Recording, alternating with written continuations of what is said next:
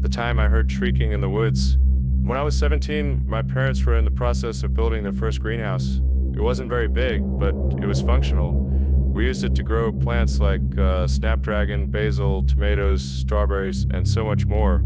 They had also recently at the time added a few fruit trees, mostly peaches and apples, but there were two other fruit trees that hadn't been planted in the outside earth yet. They were infamous for dying off randomly, tangerine and lemon if anyone is wondering, so we were keeping them in the greenhouse to hopefully stabilize.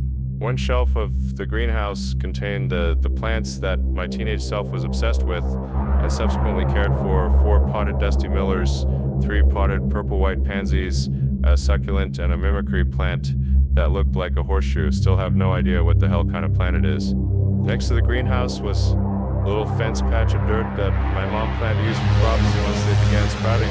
For some context, I've lived south of the Appalachian Mountains my whole life, close enough that I'm scared to leave my house at night, but far enough that I'd never personally heard anything before this incident.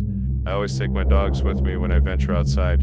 Important. One of my big dogs, War, always wears a GPS tracking collar because he can and will disappear for hours, and it's terrifying to think we might never see him again. Very important. This kind of collar has an electric field that warns him against leaving the yard. Now, to get into the meat of the story, it was about 6 in the afternoon on an early spring day, so the sun was relatively low in the sky. I was inside the greenhouse, watering my shelf of plants. The dogs were much closer to the house than me, so I was basically in the woods alone. The greenhouse is barely 10 feet from the tree line. As I'm caring for the plants, I hear cracking in the woods. I freeze, knowing there was no one else around me. Then it starts. Horrible sounds coming from the woods. It sounded like a horse trying to mimic a child's screams of joy, but it was wrong. Too high-pitched, too scratchy, and it kept looping in this strange way. The sounds made the hair on my arms stand straight up, but overall it was far too close for my superstitious teenage self. I knew the rules by heart. I finished watering the plant, was looking at, pretended to check the others, and deemed them fine, then began quietly putting things back where they belonged. The greenhouse was covered in fogged-up plastic, so anything out there would have seen nothing but my shadow. I carefully left the greenhouse, locking the door behind me. I wasted no time in climbing the hill towards the house, not looking back.